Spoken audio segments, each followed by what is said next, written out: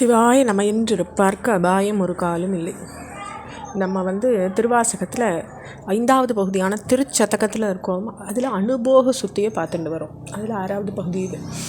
அதில் நம்ம முதல் பாடல் பார்த்தோம். எப்படின்னா, புகுவேன் எனதே நின்பாதம் போற்றும் அடியார் உள்நின்று நடுவேன் பண்டு தோல் நோக்கி நாணம் இல்லா நாயினேன் நெகுமண் பிள்ளை நினைக்கான நீயாண்டருள அடியேனும் தகுவனே என் தன்மையே எந்தாய் அந்தோ அறியேனே. அப்போ எப்படி வெக்கங்கட்ட நான் முன்ன உன் அடியார்கள் திருக்கூட்டத்தில் இருந்துட்டு என்னுடைய தோளின் வலிமையும் அழகையும் பார்த்து மனசு மகிழ்ந்துட்டு இருந்தேன். அதாவது என்னுடைய உடல் கூறுயை நான் ரசிச்சுட்டு இருந்தேன். உன்னுடைய ஸ்வரூபத்தை பார்த்து பரமசம் அடையிறதுக்கான பேரன்பு அப்போ என்கிட்ட இல்லை. இந்த நிலைமையில் நீ என்ன ஆளை ஒன்றை அடிமையாக்கியிருக்க நான் தகுந்தவன் தானா? என் தந்தையே, என் இயல்பு இன்னும் சிறுமையுறுமா, கீழே போயிடுவேனா, இல்லை நான் மேன்மை அடைவேனா எனக்கு தெரியலையே. இந்த கீழ்மையை என்னால் சகிச்சுக்க முடியலையே. என்னுடைய சொந்தமான ஓன் திருவடியை நான் அடையணும்னு இந்த பாடலில் கேட்டுக்கிறார். எந்தாய் அந்தோ அறியேனே, நான் என்ன பண்ண போகிறேன்னு தெரியலங்கிறார். அந்தளவு நொந்துக்கிறார். இதோடு நம்ம 6 பகுதிகள் முடிச்சுக்கிறோம். அனுபவ சுத்தி முடியறது. அடுத்து திருச்சதகத்தினுடைய 7வது பகுதி காருண்யத்து இரங்கல். இந்த பிரபஞ்சத்தினுடைய உயிர்கள் மேல்நிலைக்கு போகணும்னு இயற்கை தாய் வேண்டிய வசதியை செஞ்சுருக்காங்க.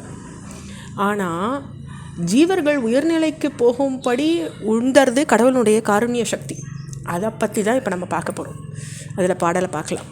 சரிக்கிலேன் காய வாழ்க்கை சங்கரா போற்றி வான விருத்தனே போற்றி எங்கள் விடலையே போற்றி ஒப்புயில் ஒருத்தனே போற்றி உம்பர் தம்பிரான் போற்றி தில்லை நிறுத்தனே போற்றி எங்கள் நின்மலா போற்றி போற்றி. அப்போ தரிக்கிலேன் காய வாழ்க்கை, இந்த வாழ்க்கையில் இந்த உடம்பை ஒண்டி பேணிண்டு நம்ம உடல் வாழ்க்கை இப்போ வாழ்ந்துட்டு அதுக்கு உணவு கொடுத்துண்டு அதுக்கு மருந்து கொடுத்துண்டு உடைய உடுத்திண்டு வாழற இந்த வாழ்க்கை எனக்கு வேண்டாம் சங்கரா, எனக்கு அது வேண்டாம். சித்தாகாசனே, பழமையும் புதுமையும் ஒருங்க வாய்க்க பெற்றவனே, நீதான் பழமை முன்முதற் பொருள், நீதான் புதுமை, ரெண்டும் உங்ககிட்ட தான் இருக்குது. முழுமுதற் பொருளே மகாதேவா, ஆனந்த தாண்டவா, நிர்மலா, உன்னையே வணங்குறேன். நிர்மலனேனா ஏற்கனவே நம்ம பார்த்துருக்கோம். அவரை எந்த அழுக்கும் அணுக முடியாது. தூயவனாக இருக்கக்கூடியவர், தூய பொருட்களில் தூயவனாக இருக்கக்கூடியவர். அப்படிப்பட்ட இறைவா உன்னை வணங்குறேங்கிறார். அடுத்த பாடல் போற்றியோ நமசிவாய புயங்கனே மயங்குகின்றேன் போற்றியோம் நமசிவாய புகலிடம் பிரிதொன்றில்லை போற்றியோம் நமசிவாய பூரம் எனை போக்கல் கண்டாய் போற்றியோம் நமசிவாய செய்ய செய்ய போற்றி போற்றி. அப்போ இந்த நமசிவாய ஓம் நமசிவாய அப்படின்ற மந்திர ஸ்வரூபமாக இருக்கக்கூடிய இறைவா, பாம்பு அணிஞ்சிருக்கவனே,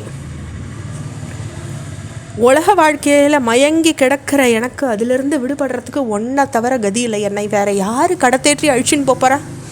இந்த சிக்குண்டு இருக்கிற நான் என்னை காப்பாற்ற ஒரே தூண்டிலான இறைவன் ஒண்டி தான் இருக்கான். அது நீ தான். என்னை புறக்கணிச்சுட வேண்டாம். புறம் எனை போக்கல் கண்டாய், நீ என்னை விட்டுடாத. என்னை உயிர்விக்கிறதுல உனக்கு வெற்றி உண்டாகட்டும், செய்ய செய்ய போற்றி போற்றி. இப்படி உயிர்களை உயிர்விக்கிறதுல இறைவா உனக்கு வெற்றி உண்டாகட்டும்ங்கிறார். அடுத்த பாடல் போற்றி என் போலும் பொய்யர் தம்மை ஆட்கொள்ளும் வள்ளல் போற்றி நின் பாதம் போற்றி நாதனே போற்றி போற்றி. போற்றி நின் கருணை வெள்ளம் புது மது புவனம் நீர்த்தி காற்று இயமானன் வானம் எழு சுடர் கடவுளானே. அப்போ இந்த பொய் உடலை நான் வச்சுட்டுருக்கேன். பொய்யர் தம்மை, இந்த பொய் உடலில் வாஞ்ச வச்சுட்டு இருக்க என்ன போன்றவாளுக்கு அருள் புரியறதுனால நீ தான் உண்மையான வள்ளல். தம்மை ஆட்கொள்ளும் வள்ளல்ங்கிற உண்மையான வள்ளல் யார்? பொய்யை அருள் படுற அந்த இறைவன் ஈசன் தான். உன் கருணையோ புதிய தேனுக்கு ஒப்பானது. 50 பூதங்கள், சூரியன், சந்திரன், ஜீவாத்மா, இந்த அஷ்டமூர்த்திகளாக நீ தான் இருக்க. இப்படியெல்லாம் இருக்கிற ஒன்றை மேலும் மேலும் வணக்கம் நான் சொல்கிறேன்ப்பா அப்படின்னுட்டு சுவாமியை வணங்குறார் இந்த பாடலில். அடுத்த பாடல் கடவுளே போற்றி என்னை கண்டு கொண்டு அருள் போற்றி விடவுளே உருக்கி என்னை ஆண்டிட வேண்டும் போற்றி உடல் இது களைந்திட்டு ஓலை ஒம்பர் தந்து அருள் போற்றி சடையுளே கங்கை வைத்த சங்கரா போற்றி போற்றி. அப்போ நான் தகுதியில்லாதவன்னு அறிஞ்சு என்னை ஆட்கொள்ள என் உள்ளத்தை உருக்கி அதிலிருந்து கெட்டதை விலக செய். உடலை ஒதுக்கிட்டு நான் விரைவில் முக்தி அடையும்படி செய். கங்காதரா உன்னை நான் மீண்டும் மீண்டும் வணங்கி கேட்டுக்கிறேன், சடையுளே கங்கை வைத்த அப்படிங்கிற வார்த்தை. அப்போ அந்த சடையில் கங்கையை தரித்தவனே மீண்டும் மீண்டும் வணங்குறேன், நீ என்னை காப்பாற்று, நான் தகாதவன் தான், ஆனாலும் என்னை ஆட்கொண்டுக்கோ சங்கரா அப்படின்னு அழைக்கிறார். இதோட நம்ம 4 பாடல்கள் பூர்த்தி பண்ணிக்கிறோம் காருண்ய தீரங்களில். தொடர்ச்சி நம்ம அடுத்த பகுதியில் பார்க்கலாம். ஓம் நம சிவாய்.